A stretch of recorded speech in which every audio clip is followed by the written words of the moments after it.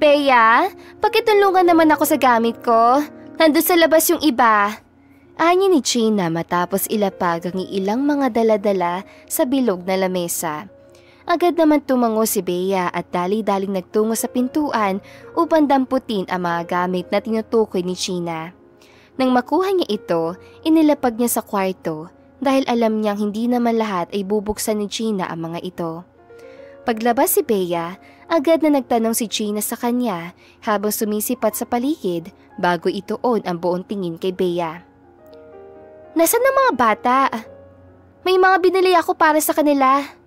Tanong ni Gina. Sasagot na sana si Bea, ngunit agad naman itong pinutol ng dalawang batang nagmamadaling pumunta sa kanilang ina. Mommy! Sigaw ni Trisha at Vian sabay yakap sa ina. Andyan lang pala kayo?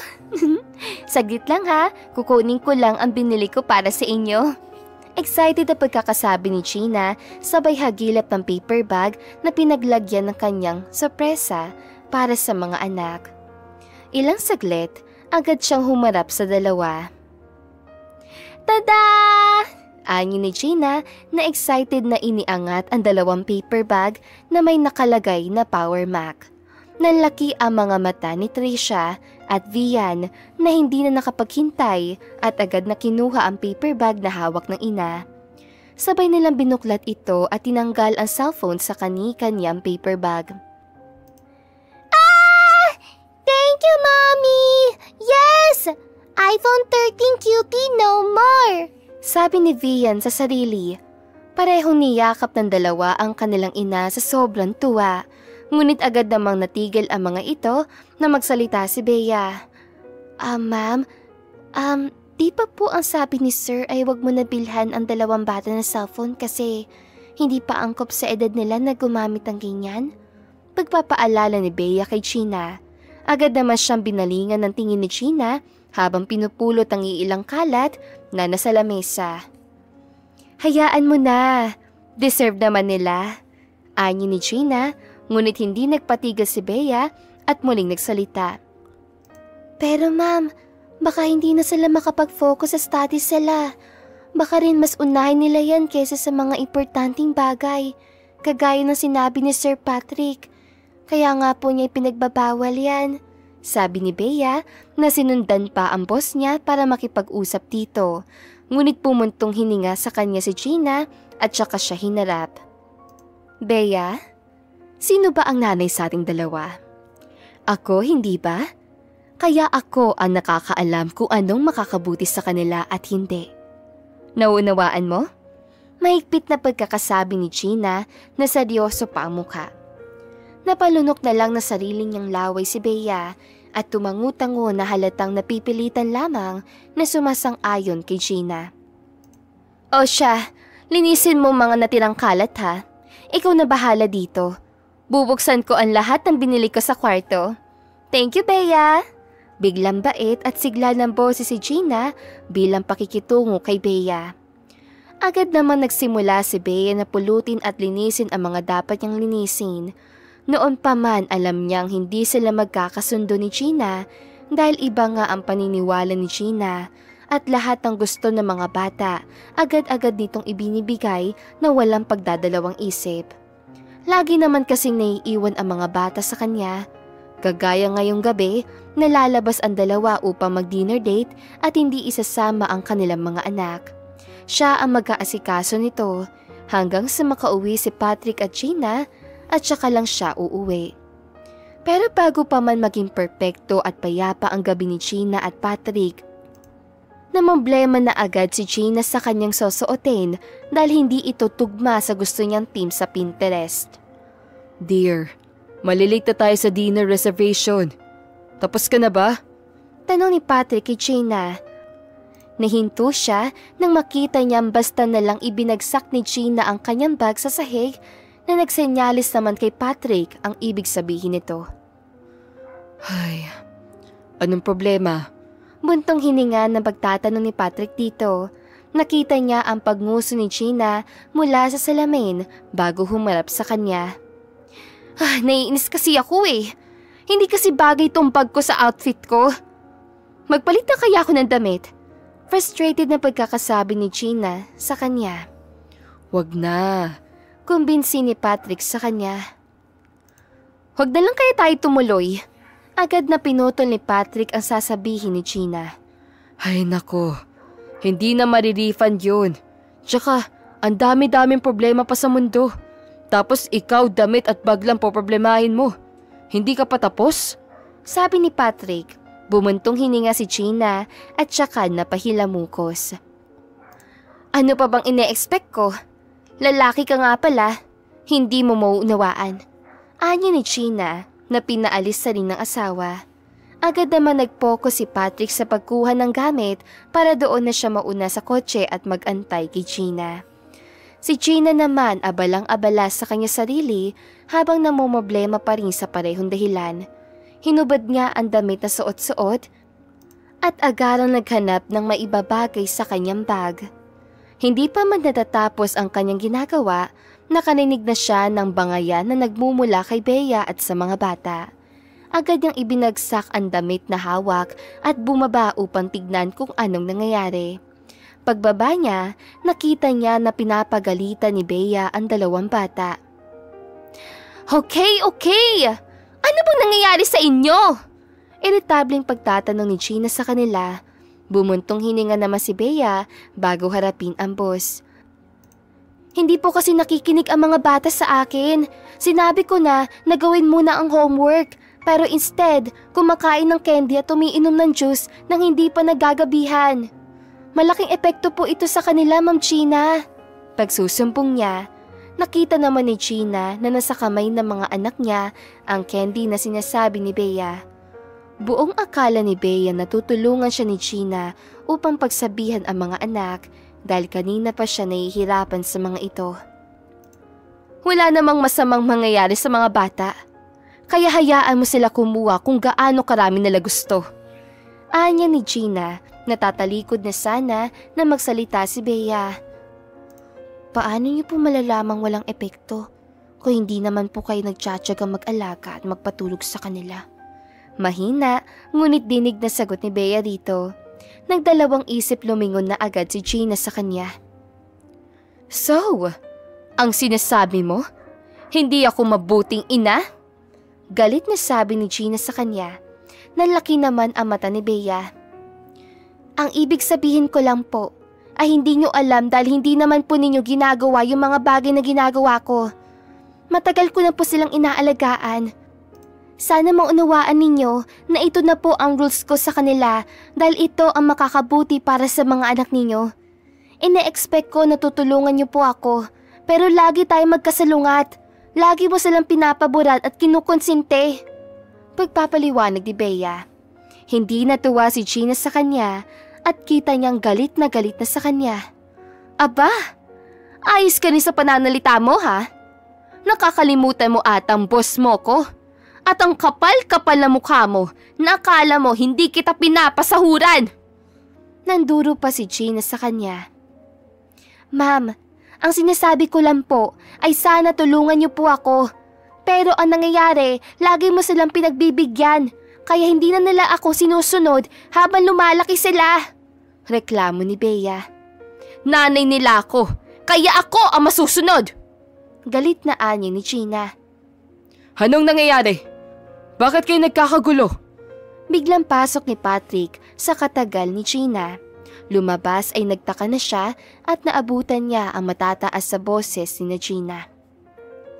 Ito ang kapal na mukha. Mas magaling pa sa nanay. Ako ba namang sabihang irresponsableng nanay sa mga anak? Pagsusumbong ni Gina. Hindi ko sinabi yan, Ma'am Gina. Sir, maniwala po kayo sa akin.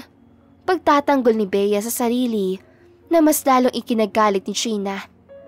Wala ka ng ibang ginawa lately kundi sumagot at umaktong mas magaling sa akin. Ang taas ang tingin mo sa sarili mo. Lahat ng ginagawa ko may sinasabi ka.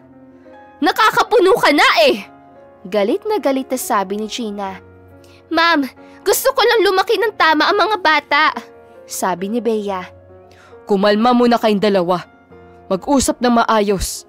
Hindi na nadugsungan ni Patrick ang kanya sasabihin nang matabunan ni Gina ito. Hindi, Patrick. Sumusobra na yung babaeng yan eh. Hindi porket matagal na yan dito, feeling niya kaya na niyang kalabanin ako. Inisnasaad ni Gina. Anong sinasabi mo? Naguguluhan na pagkasabi ni Patrick. Lumayas na siya. Lumayas ka na, Bea. Kung hindi mo kayang gampanan na may respeto ang trabaho mo, you're fired! Galit na pagdedesisyon ang namuo kay Gina at sobrang lakas na ng boses niya. Pag-isipan mo muna to, dear. Hindi madali ang desisyon. Ilang taon na nating kasama si Bea. Basically, she's a family na sa atin. Pagtatanggol ni Patrick rito, ngunit hindi natinag si Gina. Hindi siya ang nag-iisang yaya sa mundo. Hahanap ako ng iba. Ayes! Pagtataboy ni Gina. Hindi nakapagsalita si Bea at saka dumiretso nang umalis. Hindi nagustuhan ni Patrick ang biglaang pagpapasya nito at pagpapalayas kay Bea dahil matagal na ito sa kanila at talagang pinagkakatiwalaan na nila ito na sobrang tagal. Dito na nagpasya si Patrick na masyado nang madali ang buhay ni Gina na tanging iniisip na lang nito ay ang pagpapakasaya sa pera. Kaya napagtanto niyan dapat turuan ng leksyon ang sariling asawa.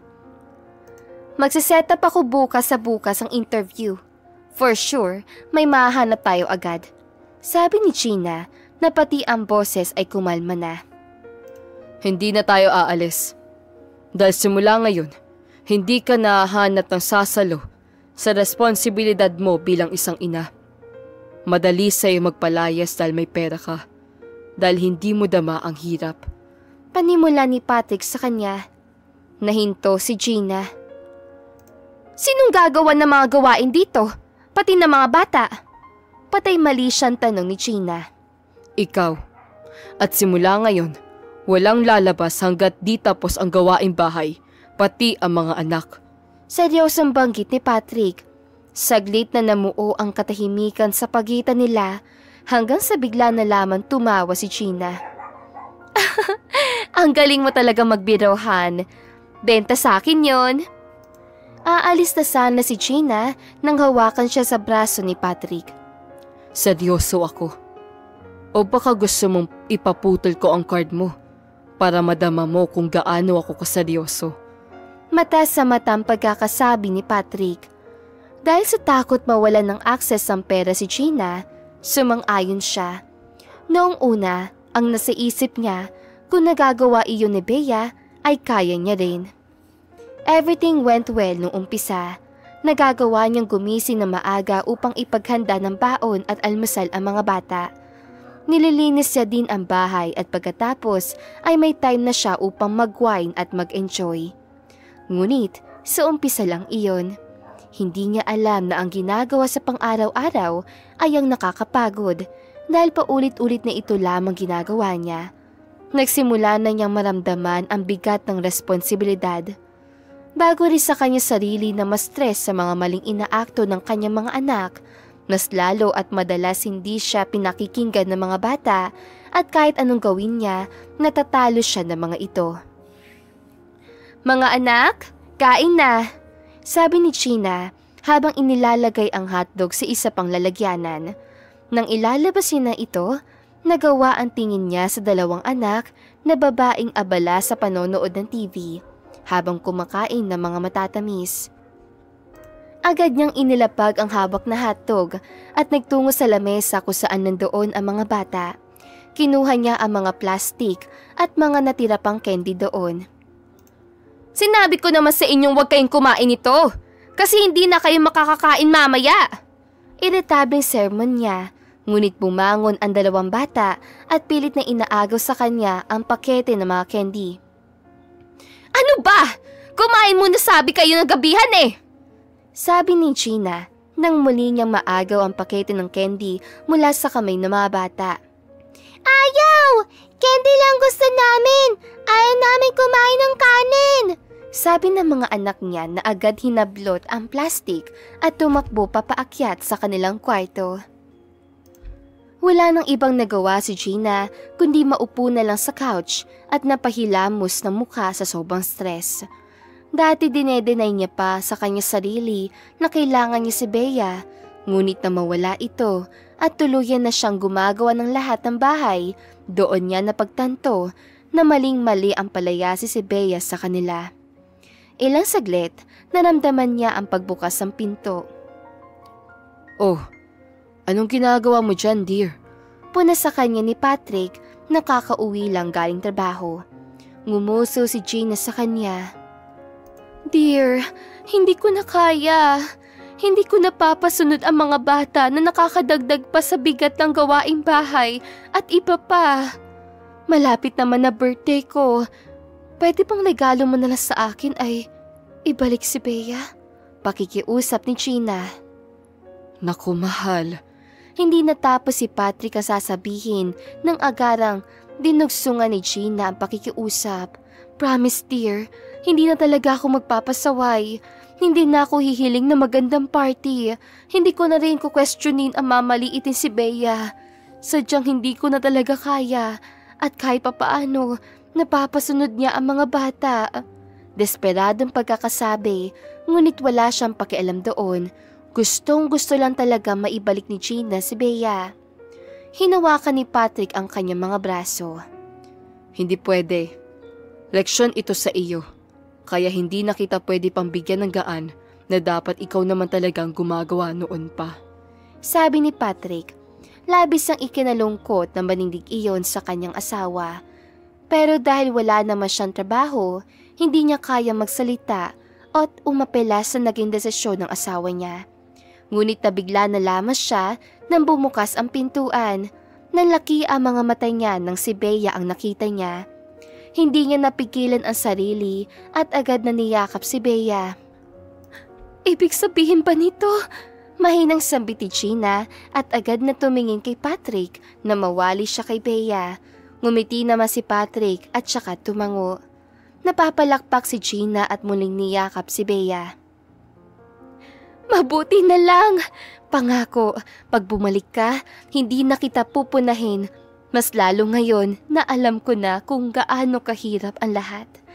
Ani ni Gina at agad na ngumiti si Bea at nakipagtawanan sa kanila. At dito na nga po nagtatapos sa magandang istoryang ito. Maraming salamat mga kakwentuhan! Huwag niyong kalimutan mag-like at subscribe at pindutin na rin ang notification bell para lagi kayong updated sa ating kwentuhan. Hanggang sa muli, paalam!